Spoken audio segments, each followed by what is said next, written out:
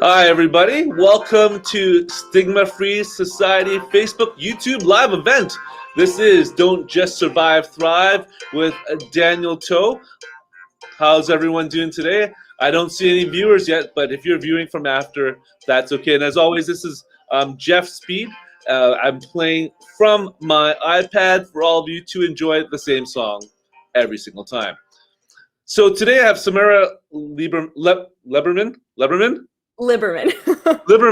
Totally wrong. From the Stigma-Free Society. They're going to fire me after today. But before we interview Samra, I just want to also click on the next slide, give you my personal information again. Daniel Toe, District Principal in the Surrey School District. I'm responsible for specialty programs for vulnerable and at-risk youth, as well as summer learning and mental health and wellness. Hence, I'm here on the Stigma-Free Society's Facebook Live and YouTube Live.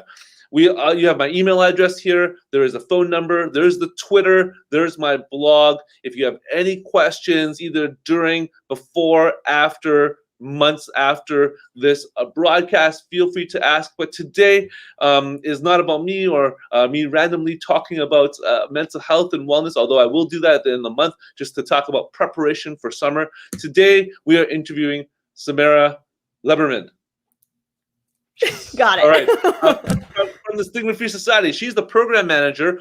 She's actually in Toronto. It's Andrea Paquette's first outside of the province hire. So I wanted to get to know her because I get to work with her here. And what better place to get to know someone than on YouTube and Facebook for everyone to see, then you can get to know her too. I think since she's going to be hosting things, she's going to be part of this awesome work that we do in the Stigma-Free Society. I thought it'd be great to interview her. So I'm just going to turn off this screen because you don't need to look at this picture anymore because you have us both here. I do have some questions here, so I'm going to be looking in this direction. But first and foremost, why don't you tell us a little bit about yourself? You'll be working with the Stigma-Free Society, and by the way, Andrea always reminds me, don't forget to check out the Stigma-Free Toolkit on the Stigma-Free Society's website, the Stigma-Free Toolkit for parents, students, and teachers, as well as there's still the COVID-19 toolkit as well on there. So there's a lot of resources and wonderful both videos and lessons and everything for you to use. So please check out the Stigma-Free Society's website. So, Samra, please tell us all about yourself. Thank you for that lovely introduction. And it is nice to meet you on here and meet all of your viewers. And so, yeah, as Daniel mentioned, I'm Samra. I'm a programs manager at the Stigma-Free Society. So my background, my education, I have a bachelor's degree in equity studies from the University of Toronto and a master's of teaching from the Ontario Institute for Studies in Education. And I am so excited to be part of the Stigma-Free team. I am a huge mental health advocate. I am so passionate about mental health and stigma in general. Because of my background in equity, I love the fusion of mental health and other forms of stigma and how looking at how all those things intersect to impact people's lived experience and how we can get rid of that stigma and help people live their most authentic and healthy lives. So I'm so excited to be here and to talk to you and to, share a bit about me, share a bit about Stigma-Free, and yeah. Absolutely. So in the pre-interview, which we do sort of behind the scenes, you told me a little bit about what you did, but maybe you could share with everybody who's watching, because again, it's them getting to know you as they, especially if a lot of people are sort of old hats in the Stigma-Free Society. They've been here with us for a while, but they may not know you at all, right? Especially since you're not physically here. Tell us a little bit about what you do for the Stigma-Free Society. Yeah, so I'm a programs manager, which is a little bit, I kind of dibble and dabble in a lot of different areas. But one of my main focuses is creating lesson plans and downloadable resources for the Student Mental Health Toolkit. So any of the newer lesson plans and downloadable resources that we have uploaded have been written by me and edited by my team.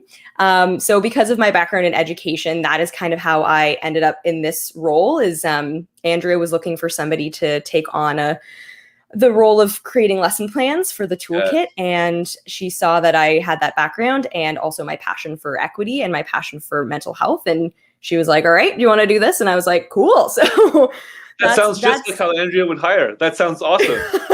Sounds amazing. I mean, do you want to do this? Yeah, it sounds great. It was a pretty great fit. And yeah, I'm just so happy to be part of the team. And yeah, I do some other things as well for Stigma Free. I coordinate some of the live events, little administrative things here and there, but the bulk of the work that I do is with the student toolkit, and it's a huge passion for me. So it's such a great way to, use my background, to use my education to bring content for kids out into the world.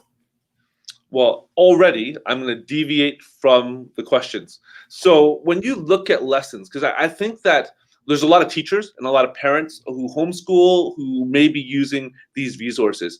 When you creating a lesson, like what do you think about when you're creating a lesson for, say, like an elementary school, intermediate school student who struggles with mental health and whose parents may be like, I'm looking for this resource. How do you create something like that that can reach that kid and that parent or that teacher? Like, what do you think? What's the process you go through?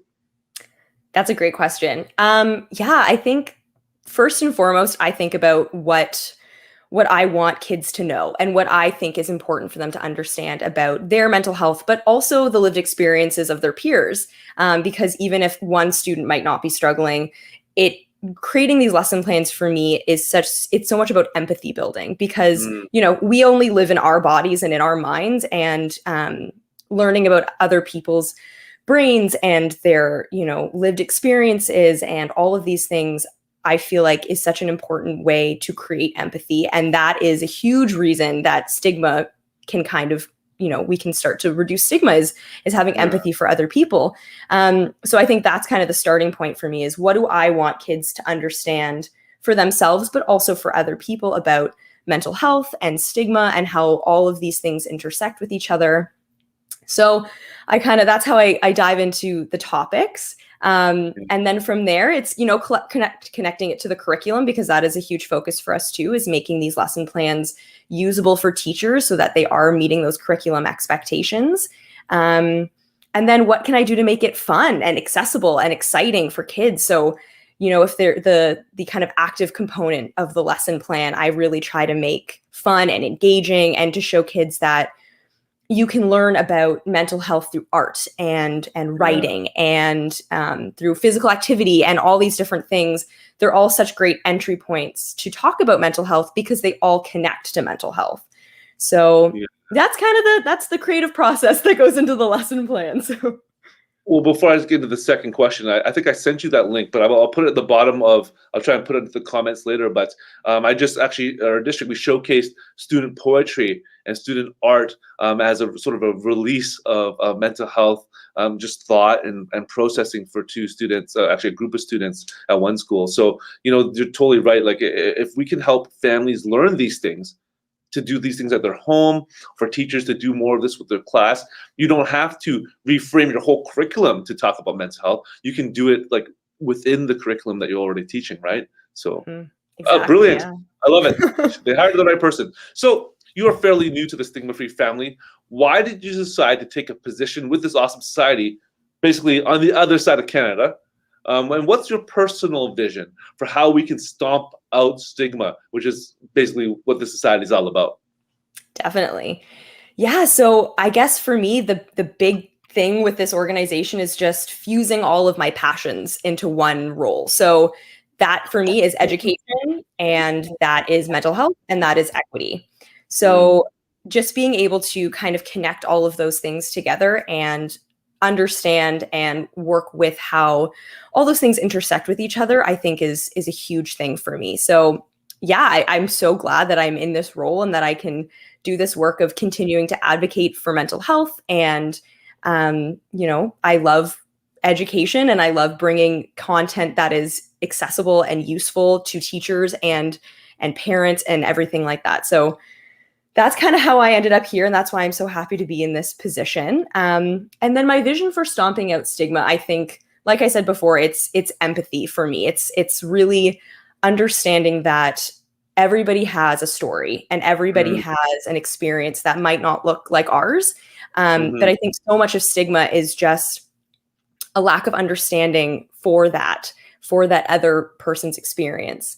So I think if I can kind of reach kids through this educational platform, that's, I think, the best way to reduce stigma and stomp out stigma, is getting to those younger generations and showing them that, like, look at all of these people that exist in the world, and we're all unique and we're all special, and we all have gifts and strengths, and we all have things that we want to work on. And how can we, make sure that the next generation isn't bringing that stigma into the world, and we're reducing that and eliminating that. So yeah, that's the vision.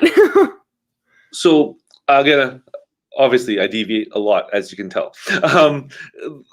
Do you believe, and you can answer this however, there's no right answer really, do you believe that knowledge and education is the way to stomp out stigma? And the reason I ask that is, you look at all the different sort of, like, our society, and you maybe see this more in Toronto than we see in Vancouver, but we're seeing that here too with the racism that's out there, and or here because the anti-Asian stuff because of COVID, and all the different pressures in society, especially with the COVID-19 pandemic.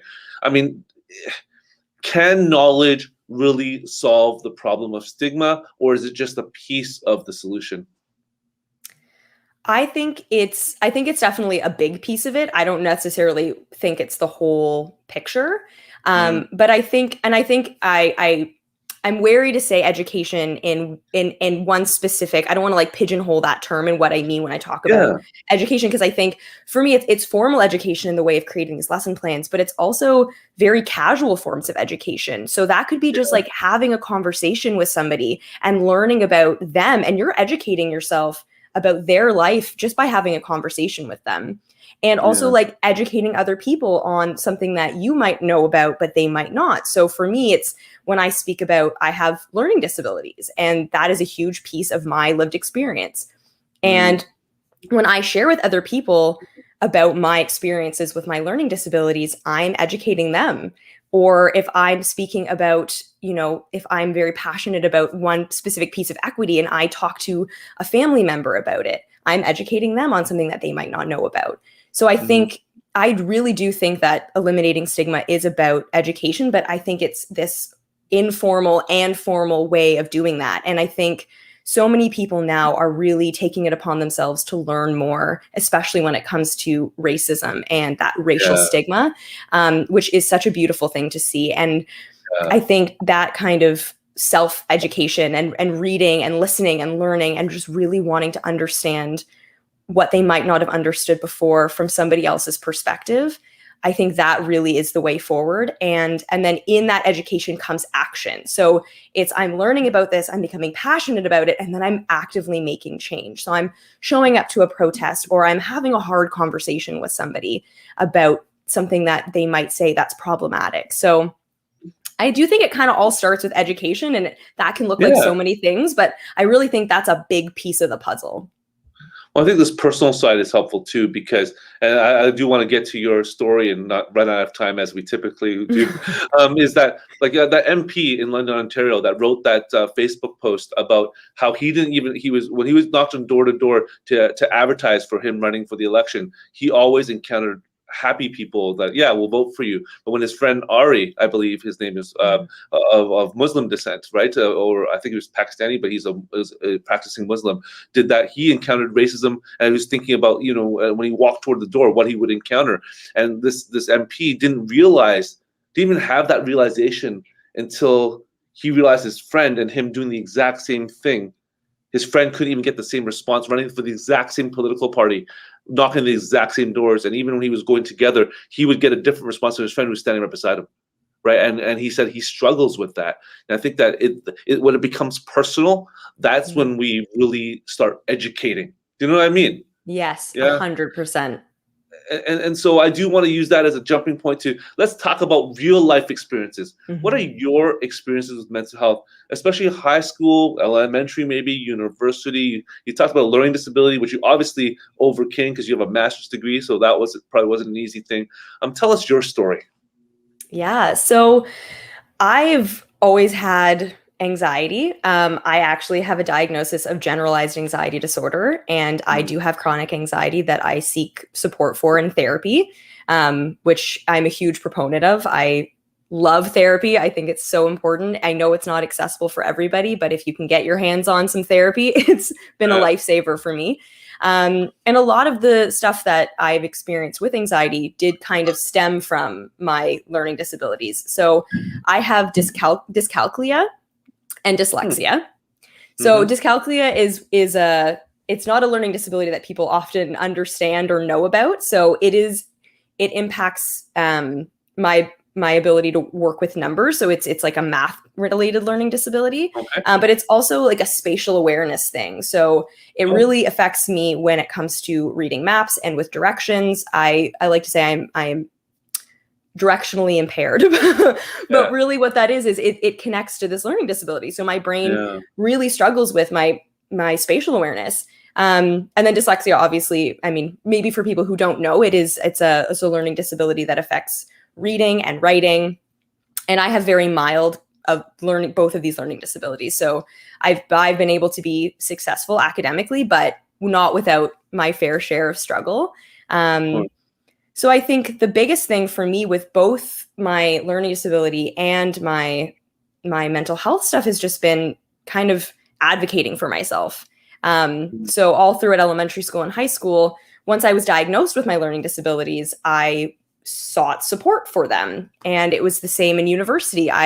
When I was in my bachelor's degree, I was registered with accessibility services at the University of Toronto, and I got more time on tests and I got extensions on papers if I needed it. But that didn't come without a lot of self-stigma, because I kind of felt like, why do I need this? It's so annoying and frustrating that my brain creates all these problems for me that I can't just do on my own.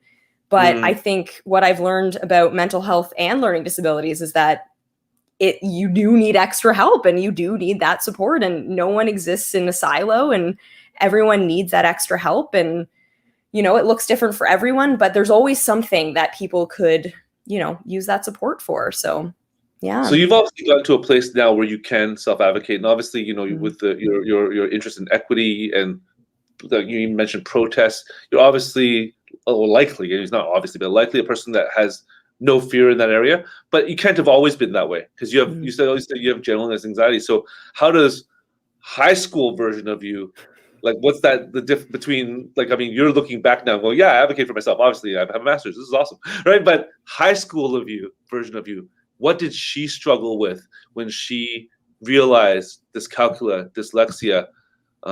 What do I do? Yeah, that was a very different version of myself than I am today. And there's a lot of things I wish I knew then that I know now. And I have a lot of empathy for, teenaged Samara and the things that I went through. But yeah, it was hard to come to terms with the fact that, my brain functions differently than most people's brains. And I had to get help from the resource teachers at my school. And that kind of came with a lot of shame, and that I felt internally, not a lot of external, embarrassment or bullying or anything like that, but really from me, because I felt like I was lacking. I just always felt like if I needed that support, it meant that there was something that I was missing, that there was something wrong with my brain or wrong with me. But, looking back on it now, it's funny to think that I even felt that way then, because I do realize now that, everyone is different. Everyone has different strengths and weaknesses. And if we all had the same brains, the world would be so boring. And,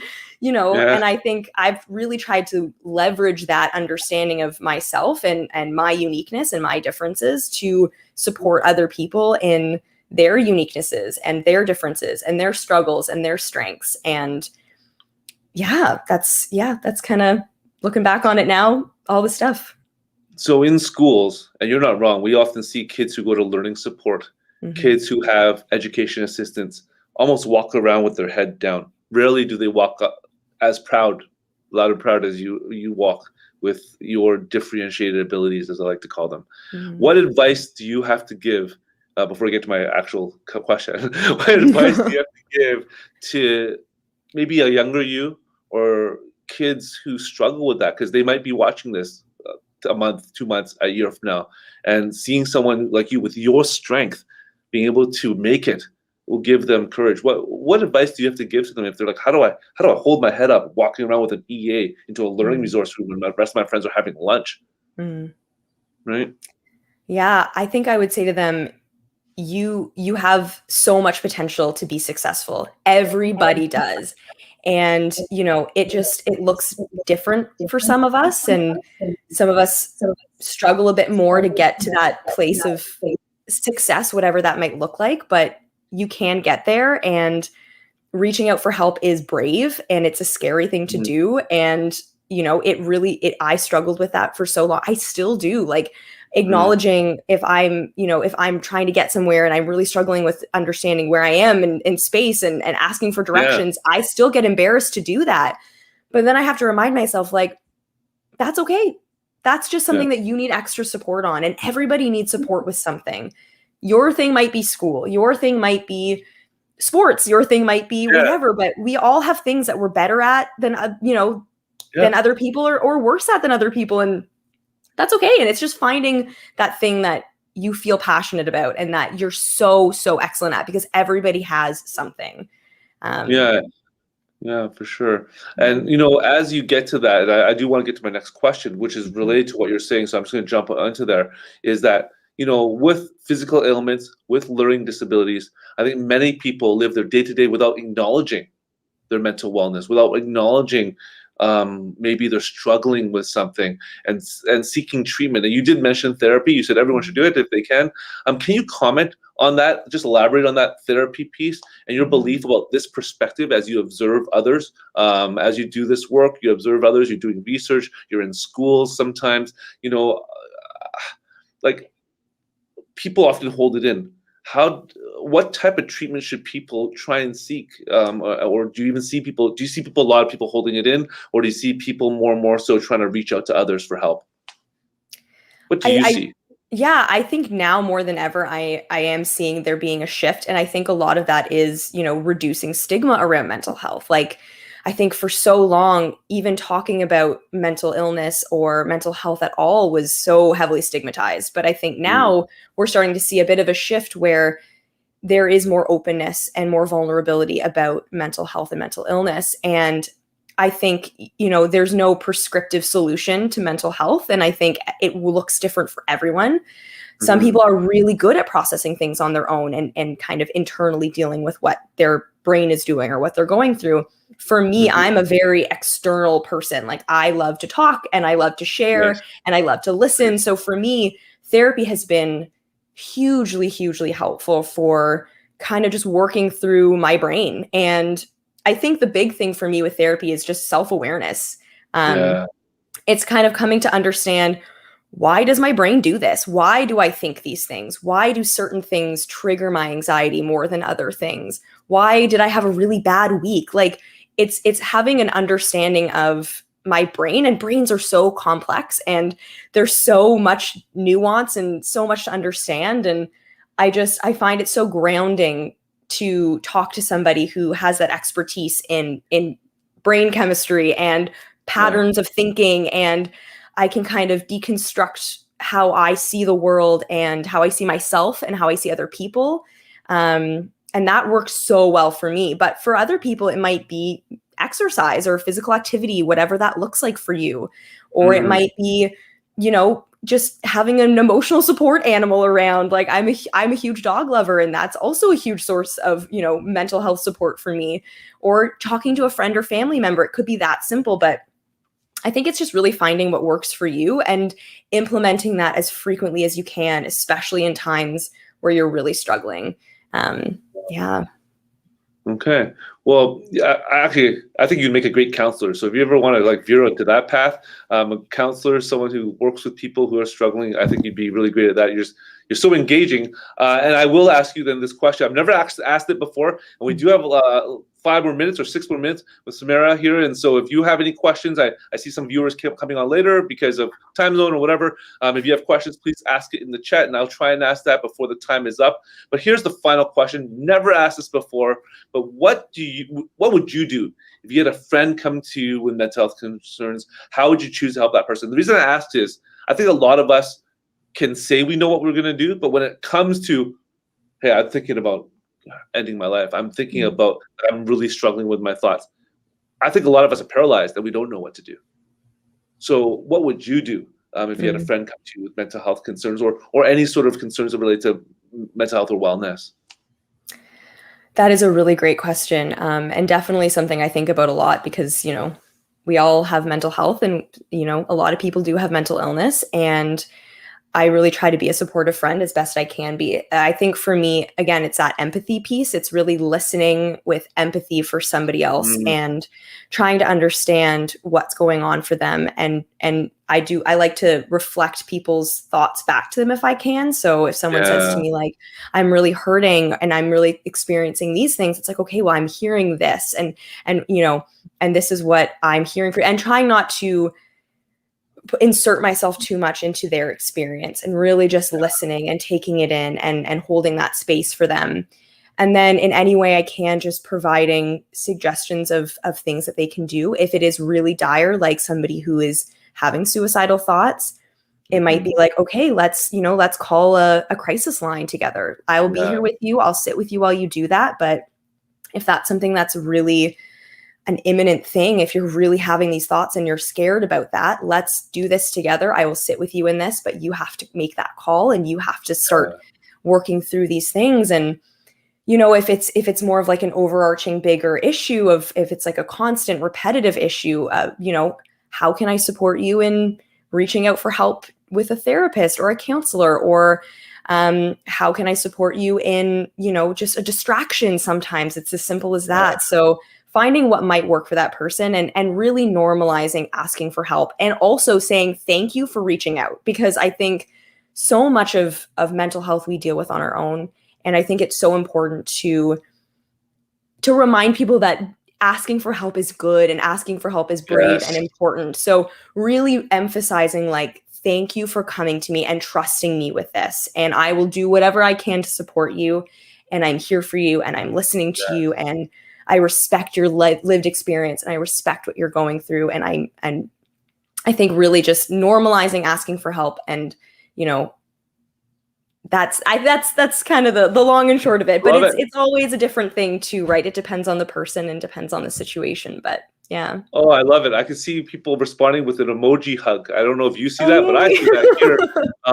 And this is literally the only broadcast where we started with very few viewers and we started gaining viewers. I don't know. Usually I lose them, but I'm gaining viewers. So obviously what you're saying is resonating. I will share this out. Hopefully those of you who are watching, if you do have any final questions, what you're saying is definitely resonating with people. And just final thoughts coming out of COVID-19 pandemic. Things are getting back to normal in Ontario and here. Your case numbers are going down too, which is awesome.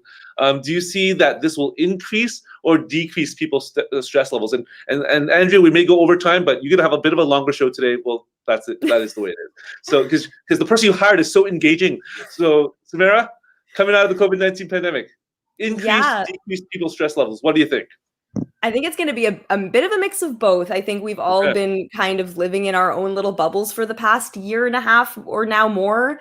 So I think kind of re-entering into society and socializing and remembering how to talk to people is going to be really scary. And it's going to, I think a lot of people might struggle with that. But I also think it's going to be so great for connection and, just being able to be with other people and remember that life is good and things can open up again and we can have all these great experiences and try new things and live in community with other people again, because that's been, I think, the hardest thing for most people. So I think it is going to be great in a lot of ways, but I also think there will be some struggle. So if you're struggling and you're feeling like, why am I not more excited about the world opening back up again?